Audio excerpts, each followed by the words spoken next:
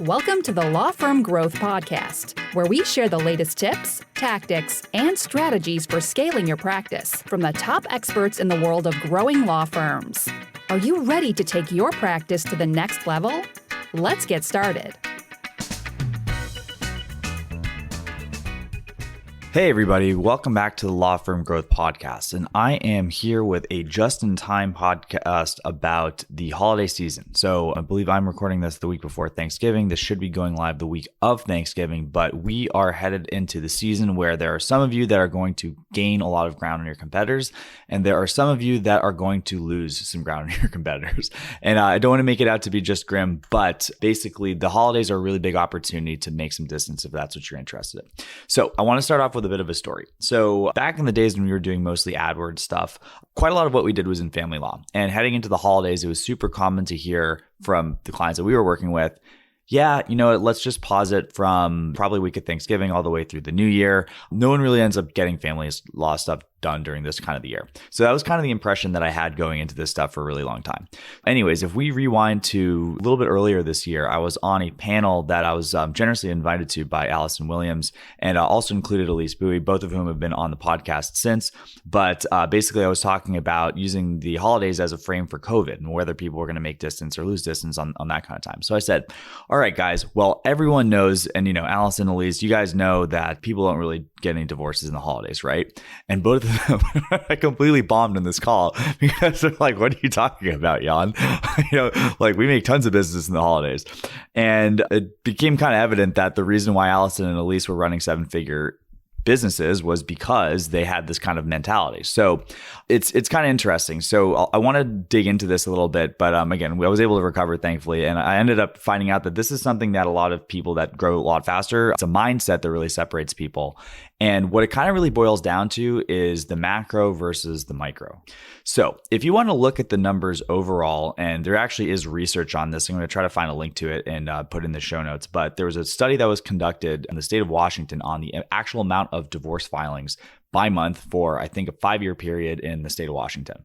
There is an actual downtick in the amount of divorces that are filed for in November and December, and this is kind of the common thing. But again, we're not talking about a 100 to 0 downtick. We're talking about 100 to maybe 92, 91 kind of downtick. And again, there is a rebound in the month of January, which is the people who are presumably putting the divorce off to get through the holiday season with the kids, getting into it. But overall, if you're focusing on the macro and thinking, there's less to go around, then you might be a little bit more inclined to say, hey, yeah, maybe I'll take 2 weeks of vacation instead of 1. Maybe I'll take off on the Tuesday versus the Wednesday to get up to Thanksgiving. And if that ends up being the case, then you're not going to be open for business. And I can guarantee you're not going to close any business if people can't see you, right? So anyways, the people that are picking up this business are people like Allison Williams and Elise Bowie, if they happen to be in your market, right? But the reason why is because even though the downtick's smaller, the amount of downtick of people who have the attitude that there isn't anything out there is going to be a lot larger. So if you say, if we have this perception and knowing the numbers, it's an 8% downtick. But if we have 25% of people that are taking it easy, then if you're the kind of person who has the doors open when somebody's Googling divorce attorney city that you live in, and it's the Wednesday before Thanksgiving, and you're the only person who has their hours showing as open, then you're going to get that business. And at the same time, we're going to have a much more motivated client at that point. And again, this is just the example of family law, but this can kind of generalize to anything that's not determined by some crazy outside, factor. Basically everything except for criminal and personal injury that'll apply to. But if somebody is overcoming a tough time for them to move forward with something that might be expensive, that might be time consuming, that means they have to be very motivated to go ahead and initiate that sort of an interaction with an attorney, right? So basically what we're left with is you have a overall slightly smaller amount of cases that you're competing against fewer people for, and the people that you will be getting are a lot more motivated.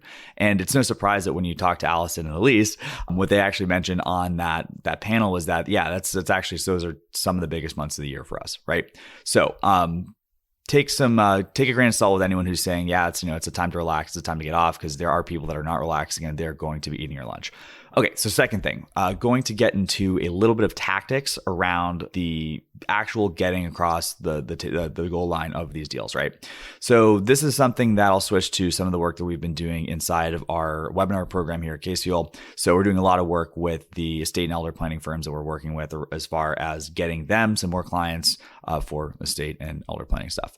And at the time of me recording this week before Thanksgiving, like I mentioned, we're already starting to see some hints of the classic holiday objection. And basically, a lot of people are going to say, yeah, this sounds great. Love the webinar. Let's get back in January. Let's get back after Thanksgiving. Let's get back after Christmas, Hanukkah, whatever.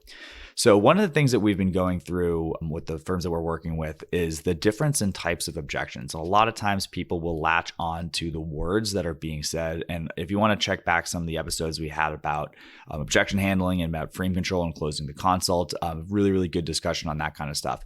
But basically, when you hear an objection coming from a client, this could be at the end of a consult, this could be setting a consult. There's kind of two things it could be. One thing is it could be the actual logistics, that there's an issue that they're physically not able to book an appointment before then, but also sometimes it's a smokescreen. And the thing is that when we're talking about estate planning, everyone wants to put it off. It's not necessarily a hair on fire problem. And a lot of times when people don't put it off, then they never get it done. And, God forbid something were to happen to them, or, they skid out on the ice on the way to Thanksgiving, and then their family has to go through probate. So we have to kind of take the leadership, take the responsibility to get them to do the right thing if it's at all possible. But the thing is, we don't really know. It's kind of a Schrodinger's cat situation. Is this a real smokescreen, or is this just, something that's, is this a real logistic block to this, or is it a smokescreen? So we have to figure out a way to tell.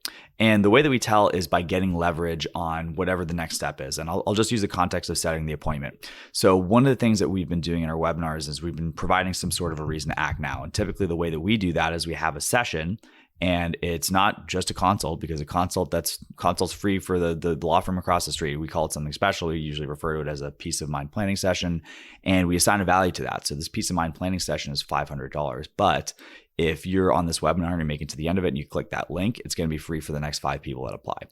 So now we're leveraging that into our script. So we have something that we can kind of hold over on people. And again, this isn't like to do anything sinister. We're ultimately trying to get this to be working for their own good. So best case scenario is when this comes out, we can say, all right, so hey, look, blah, blah, blah. Yeah, that sounds great. Honestly, let's get this out. We'll address this after Christmas. And you can say, well, look, here's the thing. We had that peace of mind planning session, and that's, what I was calling about. So let's just kind of do a little role play on that so far. So you say, all right, cool. When can you book that time? They say, this sounds awesome, but holidays, et cetera, let's get to this in the new year. Now you're in a position where you have some leverage. There's something you can take away. So the response to that, and this is what we've been coaching the firms and having some really, really great success with, is, all right, I totally hear you. I totally understand what you're saying. Again, obviously, look, we have the holidays too. It's, we're not just robots over here. So I know a lot of people want to wait, but here's the thing. We only have 3 sessions left, and they're all before Thanksgiving. So, and actually, you know what, with the way that this episode is going to be coming out time-wise, we only have 3 sessions coming up, and they're all in the next, week before Christmas. So how do you want to go? I mean, I'd love to give you the session for free, but it's going to have to be before Christmas. So at this point, they're either going to say yes or they're going to say no. But this is actually going to be a really good way to smoke out whether this is an actual logistic thing. They say, yeah, look, I'm super sorry. I really want the session, but unfortunately, I'm on a plane to Peru tomorrow, and I'm going to be gone until January 1st. Then that's an actual logistic problem. If at this point they're saying, oof, I guess I could make it work. And again, it's not about getting 100% of people. There's no magical objection handle that's going to get 100% of the people, but some percentage of the people are going to make it work, because that will be the people who are putting up a smoke screen but are still motivated. And some amount of people are going to actually tell you that it is logistics. And here's the other thing too. Sometimes with the logistics people, you actually have a little bit of power in how you're going to be setting that. So the worst case scenario is if you have that logistics thing, now when they end up actually setting the appointment, you have the frame of, like, air quotes, doing them a solid. So you can say, oh, God, I'm so sorry. All right. Well, anyways, it sounds like you guys are pretty interested in getting this done. And I understand that you're going to Peru until January 1st. But, would it be possible to get that? I know you're probably going to be unpacking and stuff that week, but, could we get this the second week of January? And, if you want to, if you're able to jump on that, then I think I can look into waiving the price for you. And then all of a sudden, you've done them a solid, right? So you are able to, I'm going to guarantee as long as you make sure that you're doing the proper follow-up to remind them that you had that appointment, that there's going to be less likelihood that they're going to miss it because now you've given them something off the menu. So basically that's sort of a thing here. So basically you do have to kind of set up these different things to make sure that you have leverage to put on people. But at the end of the day, this is a good way, and we've been having a ton of success within the program of getting people to move forward with doing that. So I will leave you guys with that. Try that little line out through now and the end of the year. And I think you will be surprised on how many of the objections you may have been taking at face value are in fact smokescreens. So that is it for me. And I'll see all you guys on another episode of Law Firm Growth Podcast next week, Tuesday at 8 a.m. Eastern.